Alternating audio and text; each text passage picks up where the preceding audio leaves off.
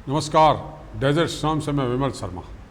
हाल ही में फतेहगढ़ क्षेत्र के डांगरी गांव में हिरण के शिकार करते हुए कुछ मुसलमानों को रोकने पर एक कृषक खेत सिंह की रात्रि में खेत में सोते हुए निर्मम हत्या कर दी गई। इस निर्मम हत्या ने एक बार की उस क्षेत्र के लोगों को झकझोर के रख दिया।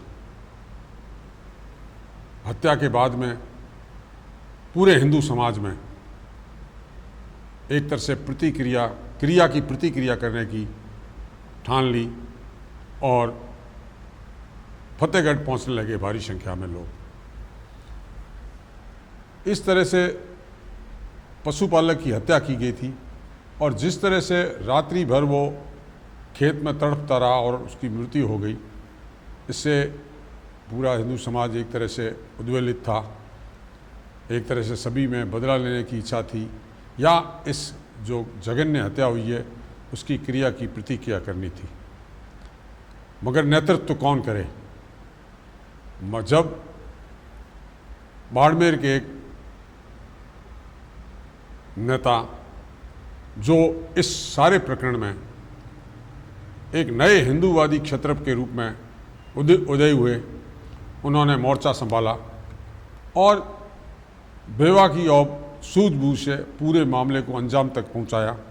उन्होंने हिंदू समाज को साफ लगने लगा कि इस क्षेत्र में अब हिंदुत्व की आवाज़ उठाने वाला कोई आ गया है। डांगरी के कृषक खेत सिंह की हत्या के बाद डांगरी में जनता के आह्वान पर, समाज के आह्वान पर भारी संख्या में लोग जुटे। आम लोग जिस तरह से इस मामले को लेकर एक तरह से दुखी थे, मन उनका उद्वेलित था, उनको ऐसा लग रहा था कि कहीं इस मामले की प्रशासन या यहाँ के जो तथाकथित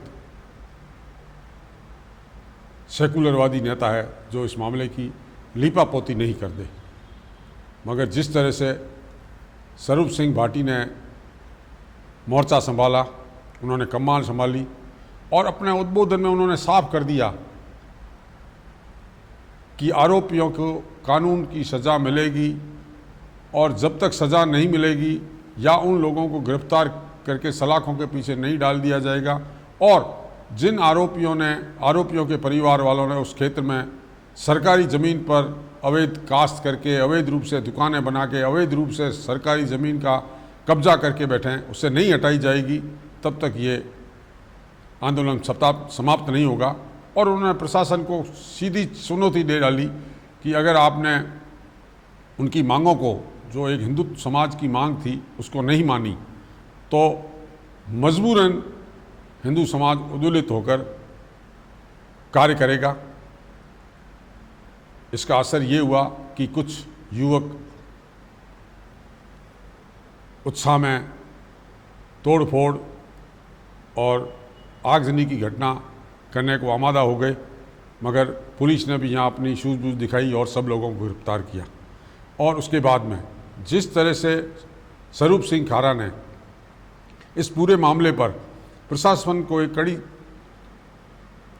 चेतावनी दी कि हमारे जो युवा है उन्हें बिना किसी मुकदमे के रिहा कर दिया जाए। हालांकि देर रात उनको छोड़ दिया गया था उसी रात, मगर उसके बाद में चूँकि सरकारी प्रक्रिया थी तो उनके खिलाफ मुकदमा भी दर्ज किया गया है।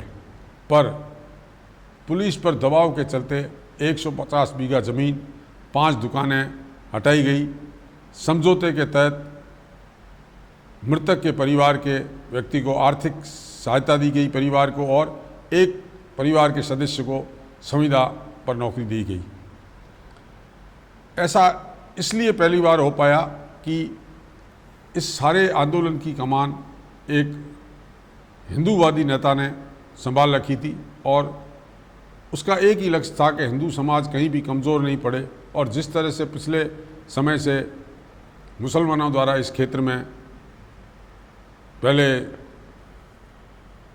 बासनवीर प्रकरण हुआ जिसमें पत्थरबाजी की गई और हिंदू समाज की छतरी नहीं बनने के लिए आमादा हो गए कि हम बनने नहीं देंगे, उसी प्रकार हिरण के शिकार को रोकने के प्रयास के चलते नाराज 3 लोगों ने उसकी निर्मम हत्या कर दी।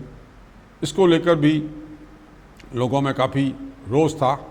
हालांकि डांगरी प्रकरण में स्वरूप सिंह खारा उभरे एक हिंदुत्ववादी नेता के रूप में, एक हिंदुत्ववादी क्षत्रप के रूप में, मगर डांगरी प्रकरण में जो पूरा घटनाक्रम हुआ, उस पूरे घटनाक्रम में सांग सिंह भाटी, पूर्व प्रधान सुनीता भाटी, पूर्व सांसद कैलाश चौधरी, पोखरण विधायक प्रतापपुरी महाराज, जैसलमेर विधायक छोटू सिंह भाटी, भाजपा के नेता कंवरराज सिंह चौहान सहित कई लोगों ने सूझबूझ से जिस तरह से इस मामले को सुलझाया था और पूरा योगदान दिया था, और समाज में किसी प्रकार का लोग कानून अपने हाथ में नहीं ले, इसके भी प्रयास किए थे।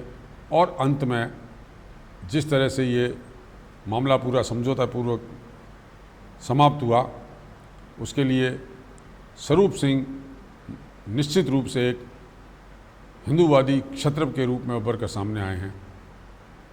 डेजर्ट स्टॉर्म के लिए अब तक के लिए इतना ही। धन्यवाद। जय हिंद, जय भारत।